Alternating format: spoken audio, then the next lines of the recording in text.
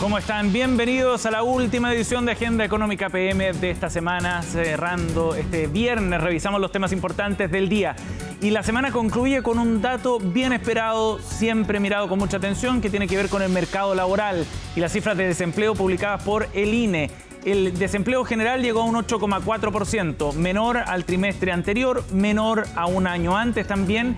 Y hay noticias interesantes cuando uno ve el detalle, por ejemplo, que mejora el empleo en las mujeres. Natalia Muñoz reportó el tema. Más de 137.000 puestos de trabajo se crearon en el trimestre agosto-octubre de este 2025, cifra que no veíamos hace casi un año, mientras que el desempleo registró una leve caída en 12 meses. Continúa la recuperación del mercado laboral chileno. Y si hacemos un zoom en eso, podemos ver que en los asalariados privados el aumento es de 2,5% y en cambio en los empleos públicos se ve una reducción tanto en los empleos públicos como en la cuenta propia. Es decir, lo que se está generando son empleos principalmente del sector privado y empleos formales, empleos de calidad.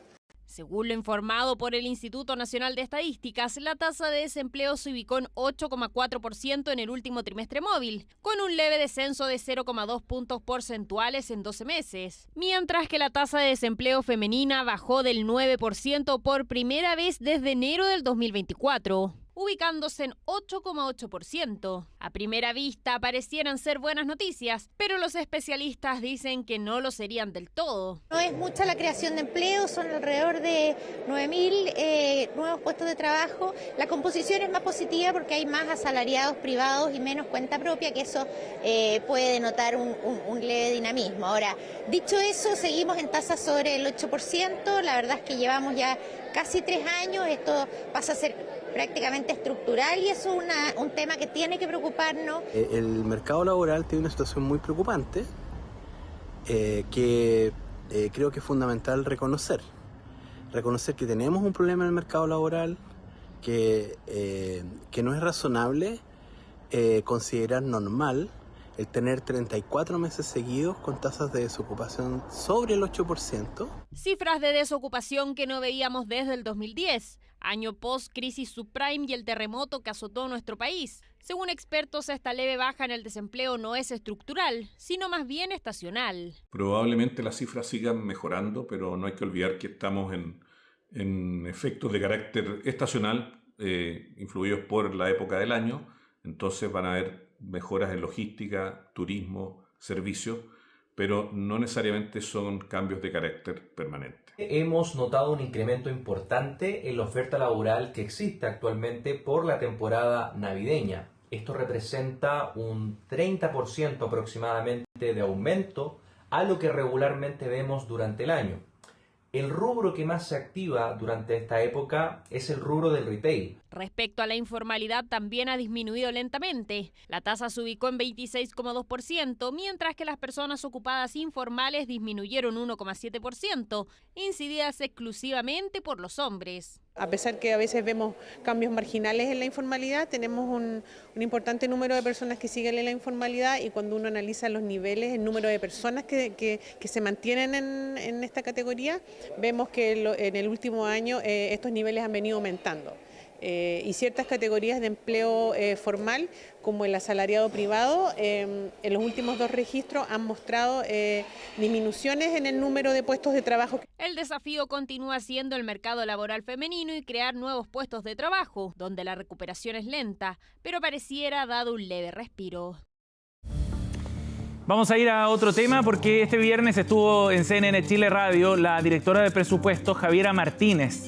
Con ella analizamos los datos de la tramitación presupuestaria de este año, 1,7% crece el presupuesto para el próximo año. Se hicieron algunas correcciones, se reforzó el presupuesto en el ámbito de la salud, también en seguridad. Destacaba Javiera Martínez como puntos altos de una propuesta, insisten desde el gobierno, que cautela la responsabilidad fiscal. Y en ese sentido, Javiera Martínez defendió la gestión no solo de esta propuesta, sino de los 4 años de gobierno del presidente Gabriel Boric en materia de manejo de las cuentas públicas. Escuchemos qué fue lo que dijo Javiera Martínez. La situación fiscal es desafiante. Creo que estamos mejor del pronóstico que se tenía para estar en esta misma época después de la pandemia.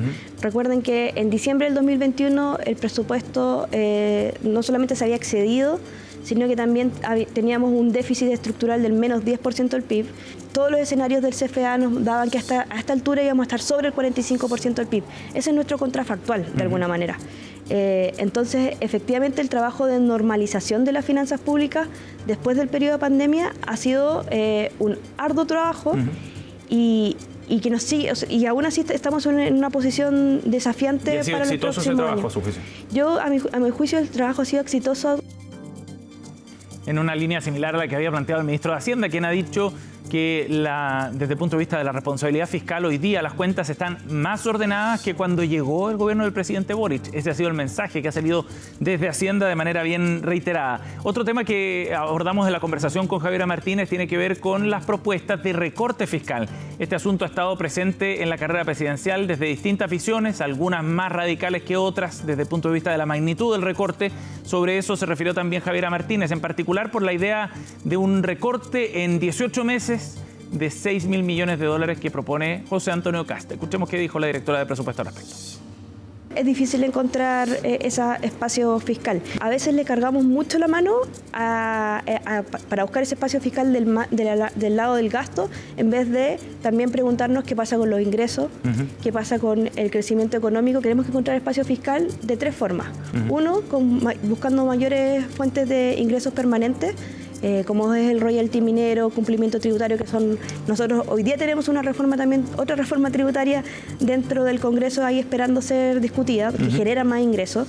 Por otra parte, con reasignaciones del gasto y buscando hacer el gasto público más eficiente. Y un tercer foco en el crecimiento económico. Vamos a cambiar completamente de tema. Este viernes ha estado marcado en la conversación social, en Internet también, en la discusión digital por el Black Friday, este evento tecnológico con el que se cierran las temporadas de descuento en el mercado electrónico. Bueno, Francisca Bamondes conversó con un interesante entrevistado sobre las posibilidades que existen en materia de consumo, de facilitar la búsqueda, de facilitar los procesos de compra también, cómo se van delineando estas tendencias en este tipo de eventos. Comienza una nueva edición del Black Friday y ya hace bastante tiempo que este tipo de eventos no solamente se han convertido en una oportunidad para adquirir productos, sino que también servicios y experiencias.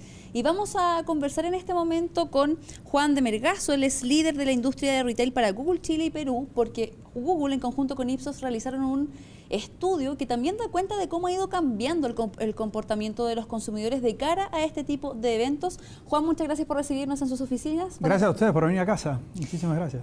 Primero que todo, hablando precisamente de este estudio y de la tendencia de los consumidores en el año 2025, o en los últimos años en realidad, ¿qué es lo que ven ustedes y qué es lo que principalmente les llama la atención en cuanto al consumo de las personas?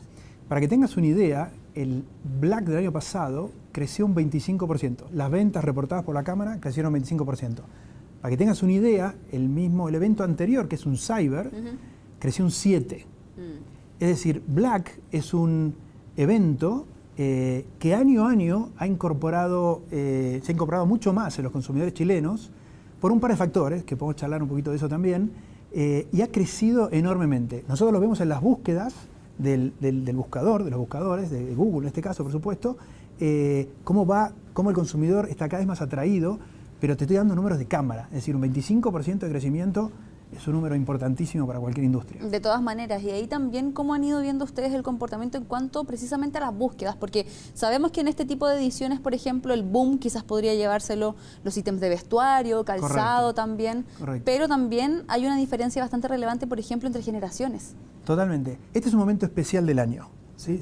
Cuando vemos desde el punto de vista del análisis del consumidor, los sentimientos del consumidor, y seguramente te sentirás, valga la redundancia, identificada, es un momento más de placer. Si vos te piensas pensar, se viene el verano, hace calor, estamos más tiempo afuera, es un momento donde disfrutamos un poco más, ¿sí? Este es un momento especial de placer.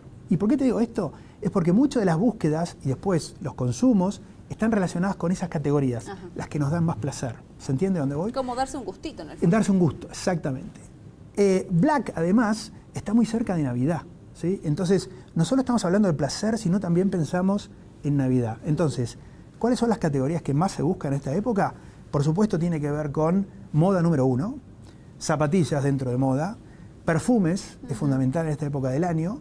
Después tenés categorías como juguetes, obviamente cerca de Navidad es el pic más alto de juguetes del año, justo ahora. Y después obviamente tiene que ver con además otras categorías de belleza, y también una categoría que está creciendo muchísimos deportes, de vuelta, es momento de aire libre, es momento de dar vueltas, y por supuesto es una categoría que crece. Y por último, relacionado con lo que decís, también como están las vacaciones muy pegadas, obviamente todo lo que es pasajes aéreos es un momento súper importante. De todas maneras, de hecho me quería también detener ahí porque efectivamente en esta época del año con este tipo de eventos, uno de los grandes ítems que se acapara la atención tiene que ver precisamente con los viajes, también muy de la mano con esto que estábamos hablando de el tema del placer, de darse quizás un gustito. Y ustedes también desde Google han implementado distintas herramientas de la mano de la inteligencia artificial que también permiten tener una experiencia un poco más cómoda para el usuario, más eficiente al momento de, por ejemplo, no sé, vi un anuncio, me gustó tal hotel, me gustó tal destino, ¿cómo puedo encontrarlo más rápido? Correcto. Bueno, además del buscador típico, no sé si lo has usado, pero puedes entrar al buscador, ¿sí? Y si ves el loguito acá a la derecha, uso, sí. Es como una cámara de fotos. Sí. ¿Sí? Entonces, fíjate, yo puedo sacar una foto de mis zapatillas, ¿sí? Y directamente el buscador, la misma foto, te dice exactamente dónde puedes comprarla. Claro, ¿sí? Aquí se ve dónde puedes comprarla, el modelo. Entonces, hoy este tipo de la inteligencia artificial aplicada al buscador tiene un montón de posibilidades. Y esto no solo para comprar, sino ahora que seguramente muchos se irán de viaje, te lo recomiendo si estás en un lugar que no sabes qué es ese monumento, no sabes qué es ese cuadro, no sabes qué es lo que sea que estés viendo, le sacas una foto al lugar y automáticamente te puede decir qué es y toda la información que no tenías.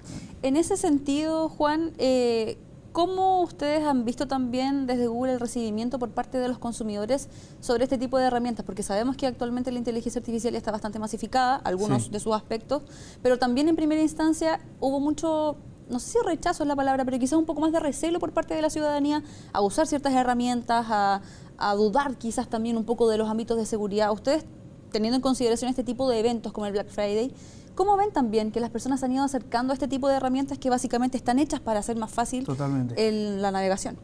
Todo cambio humano implica entre una resistencia, un temor, y eso ha pasado con todas las tecnologías, y no solo las tecnologías, con todos los inventos ¿no? de la humanidad. Eso, digamos, no es solo de Google. Siempre hay como una cosa de inconformismo. Uno de nuestros creadores de Google habla de estar uncomfortable excited, le dice él, que básicamente, sí, emocionado, pero un poco también incómodo por todo esto que está pasando. Obviamente que es una mega revolución y por supuesto que es natural y obvio, pero obviamente la invitación es que prueben, que usen la tecnología. Y te doy un ejemplo que el otro día comparaba o le mostraba a un cliente. Tú lo que puedes hacer hoy, entras, no sé si tienes la app de Gemini, te la recomiendo que la bajes. Tú puedes ir a imágenes, ¿sí? Y puedes decir, bueno, y relacionado con Cyber, o con Black en este caso, puedes agarrar y decir, tienes un dormitorio tuyo, o un cuarto, lo que sea de tu casa, y ves en un par de sitios una cama que te interesa, una mesa de luz, lo que tú quieras. Entonces le sacas la foto, esas fotos, lo pones en Gemini y le dices, ¿cómo quedaría mi dormitorio con todo esto que me interesa? Claro. Y te monta una foto de tu casa, cómo se vería exactamente con esas cosas. Y le puedes decir incluso, se ve bien, pero me gustaría que luzca como una revista de moda o una revista de decoración. Claro. Le pones eso y te agrega otros elementos que también puedes comprar para darle otra calidez, otra imagen. Entonces, lo que te quiero decir es que hoy hay un montón de herramientas simples en el teléfono que todo el mundo puede usar y experimentar, divertirse y probar cosas nuevas. Claro, y que son también de fácil acceso, no solamente destinadas a un tipo de público en específico, población joven, sino que también abiertas a toda la población, podríamos decirlo. Juan de Mergazo, líder de la industria de retail para Google Chile y Perú, muchas gracias por esta conversación. Muchas gracias a ti de vuelta por venir acá. Gracias por recibirnos y bueno, queda también la invitación entonces extendida.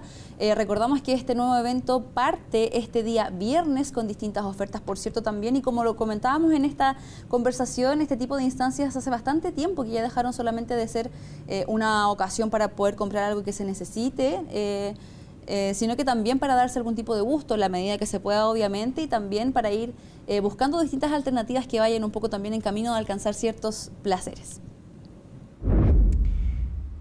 Bien, con esta información nos vamos a ir a la pausa. No se vayan porque al regreso en la entrevista de hoy conversamos con el presidente de Salmon Chile, el gremio que reúne a la industria, Arturo Clement. A la vuelta, aquí en CNN.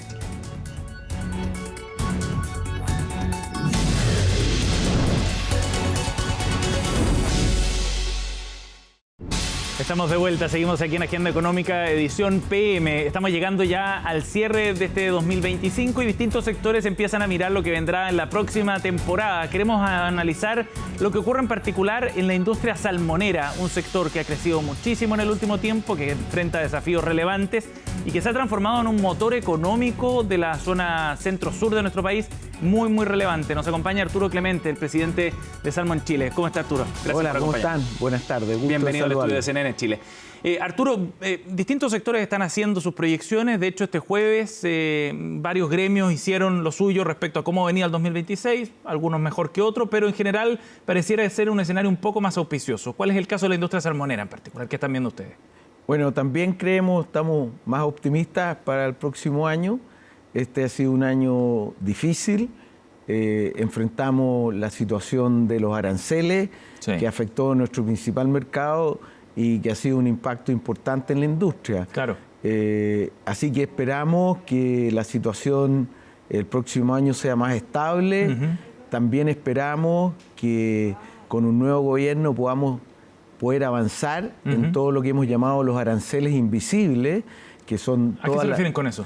A las múltiples trabas que tenemos burocráticas que hacen perder competitividad a la industria. ¿Ya? Y la verdad que nos ha sido súper difícil avanzar en eso en los últimos años. ¿Y es una situación particular de la industria salmonera o cabe dentro de lo que se ha discutido como la permisología a nivel nacional? Cabe dentro de eso. Ya. Como a algunos no les gusta hablar de permisología, nosotros le pusimos aranceles invisibles. ¿Y es muy fuerte la carga para el sector? Es fuerte porque cada vez nos imponen más. Y esto no tiene nada que ver con que nos regulen o nos fiscalicen. Tiene que ver con que la regulación tiene que ser moderna, tiene que generar incentivos para que realmente la industria sea competitiva. Y muchas veces pasa que los reguladores tienden a regular por regular y sin fijarse en los costos que esto genera. ¿Podría darnos algún ejemplo de alguna de esas regulaciones? Porque hay otras cosas que tienen que ver con resguardos ambientales, que son importantes, pero puede haber otro tipo de regulación más bien burocrática, como dice usted, que quizás... Bueno, son múltiples y muy pequeñas, pero un ejemplo es, por ejemplo, es que nos están imponiendo instalar una serie de boyas oceanográficas sin un estudio previo oceanográfico.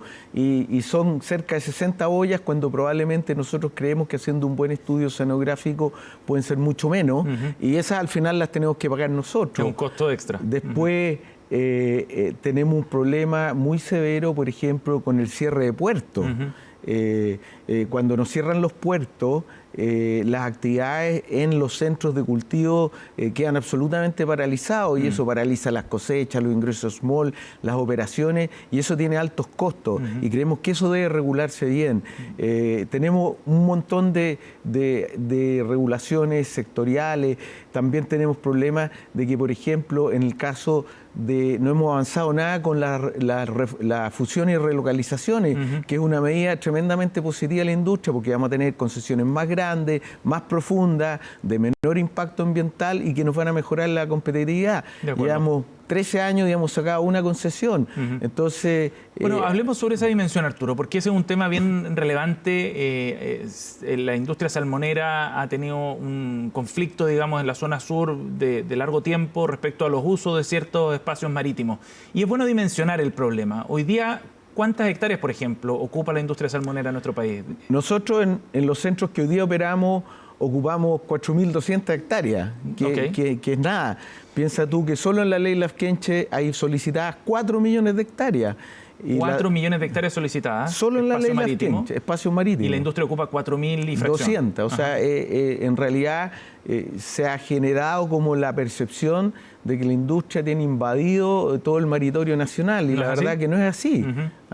El espacio que nosotros ocupamos equivale a una pequeña isla de Chiloé, a Chaulineck, es muy mínimo. Entonces, lo que tenemos que hacer, y es muy importante, es trabajar en un ordenamiento territorial, porque hace muchos años atrás se establecieron las áreas aptas para acuicultura, claro, y después se sobrepusieron las zonas de conservación. Por ejemplo, se critica que nosotros estamos en zonas de reserva, y esas reservas se crearon en el caso de Cahuéscar posterior a que teníamos otorgadas las concesiones. Claro. Lo mismo pasa, tenemos cerca de un poco más de 20 concesiones en parques nacionales. Esos parques fueron creados posterior a que teníamos, el mismo Estado nos otorgó las concesiones. ¿Y el problema está ahí en la ley Lafkenche? No, ese es otro tema. Si son varios, porque tenemos las zonas de conservación, tenemos los problemas de la ley Lafkenche, tenemos las zonas prioritarias. Entonces, lo que tenemos que buscar es un ordenamiento territorial adecuado para que la pesca artesanal, para que la salmonicultura, para que la mitilicultura, para que los puertos y para que las zonas de conservación tengan claridad. Y es compatible en el fondo el desarrollo económico de todos esos sectores súper importantes con la conservación o el cuidado de espacios marítimos o el resguardo de espacios que son importantes para comunidades indígenas. ¿Son compatibles las absolutamente, dos cosas? Absolutamente. Hemos sido reiterativos en ese tema. Si lo que tenemos es que tenemos que zanjar esta discusión. Esta discusión está abierta hace mucho tiempo y nosotros lo único que queremos es sentarnos con todos los involucrados para que podamos y que el gobierno defina un ordenamiento territorial donde todos los que tenemos algo que ver con el mar tengamos una certeza jurídica de largo plazo. Eso es fundamental, me imagino yo, para que haya más inversión en el sector y para que pueda seguir creciendo, ¿no? Indudablemente, porque... ¿Hoy día está estancada la inversión? Hoy día está súper estancada. Nosotros en los últimos 10 años hemos crecido un 1% anual, que es menos de lo que crece el mercado. Tampoco nosotros pretendemos tener un crecimiento indiscriminado. Nosotros hablamos de que podríamos duplicar nuestra producción al 2040, o sea, tasas de crecimiento entre un 3-6% anual, que es relativamente lo que crece el mercado. Lo que no queremos es que nuestros competidores tomen el mercado que crece. Hoy día Chile es el segundo productor mundial. Hoy día es el segundo productor. Por otro lado, Noruega ha declarado que ellos van a quintuplicar su producción al 2050, porque ellos tienen sí una visión de largo plazo. Entonces nosotros creemos que tenemos que tener un ordenamiento territorial en que se compatibilicen todos los usos del mar chileno, pero también tenemos que tener una visión de largo plazo para el desarrollo acuícola. Distintos actores en esta contienda política, la carrera presidencial, han planteado la necesidad de la reactivación económica como un asunto prioritario, y en la bajada dicen, bueno, hay sectores en los que somos campeones mundiales, uno de ellos el cobre, el litio, la salmonicultura también, y la posibilidad de plantearse objetivos de crecimiento de producción como un beneficio no para la industria, sino para la economía nacional, dado el peso que está teniendo la salmonicultura y la acuicultura en general en Chile. ¿Es posible construir metas ambiciosas de ese tipo? ¿Duplicar al 2040, por ejemplo, la producción? Absolutamente, pero para ello se requieren ciertas condiciones habilitantes, que por ejemplo haya un ordenamiento territorial, que haya una visión de largo plazo, y en esa línea nosotros con esas condiciones habilitantes podemos crecer aquí y ahora, y no necesitamos subsidios, nosotros necesitamos certeza jurídica y una visión de largo plazo, y eso nos va a permitir que las compañías actuales y nuevos inversionistas se atrevan y podamos seguir creciendo y mejorando también nuestra competitividad. Arturo, ahora, ¿es una mala señal entonces lo que ha resuelto la Corte Suprema, que le dio la razón a dos comunidades que estaban reclamando precisamente un espacio de cerca de 600.000 hectáreas en la región de Aysén, y le ha dado la razón, lo que significa revocar decisiones que se habían adoptado por autoridades regionales al respecto? Es difícil señalar que es una mala señal porque es un veredicto de la justicia, que es un poder independiente. Y esperamos que esto lo que hace más que es revertir esto y se va a generar una nueva votación que va a ser el 9 de diciembre. Es un tema más bien formal, es un tema en que cuestionan los fundamentos de las votaciones. Yo espero que eso se solucione. Yo creo que acá el tema de fondo es que hay que hacer algo con la ley Lafkenche. O sea, más allá de las decisiones, porque las cientos de miles de hectáreas que se están pidiendo por la ley Lafkenche son absolutamente desmedidas y que atentan contra el noble objetivo que tuvo esta ley de dar ciertas pertenencias en el mar a pueblos que tenían operaciones marítimas ancestralmente. ¿Ustedes no están pidiendo una desregulación del sector entonces? No, nosotros queremos que la ley Lafkenche tenga un sentido. Que no puede ser que 15 comunidades tengan 400.000 hectáreas bajo su mandato. Y lo peor de la ley Laskenche, que cuando ellos ingresan una solicitud, esto queda suspendido. Todo, cualquier cosa queda suspendida hasta que se resuelve y se demora 10, 12 años resolverse. Entonces hay 10, 12 años en que cientos de miles de hectáreas del mar chileno quedan absolutamente suspendidas.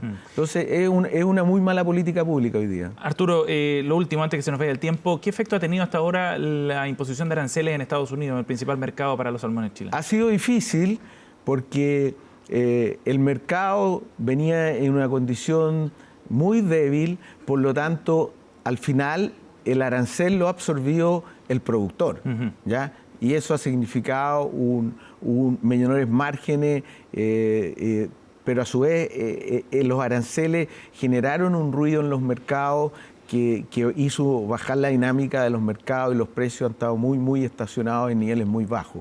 Así que esperamos en el curso de los próximos meses también avanzar en resolver ese tema. Yo creo que cualquier tipo de arancel arbitrario como este tipo atenta contra las buenas prácticas del comercio global y nosotros somos súper partidarios del libre comercio y estamos dispuestos a competir con quien sea, pero en condiciones mucho más abiertas y creemos que los aranceles no son una buena solución para la economía mundial. Arturo, gracias por haber venido al estudio de CNN para conversar de estos temas. Muy amable. Gracias a ustedes por invitarnos. De esta forma estamos cerrando Agenda Económica PM. Gracias por acompañarnos. Quédense con nosotros porque ya viene CNN Prime con las informaciones más importantes del día. Que tengamos el fin de semana.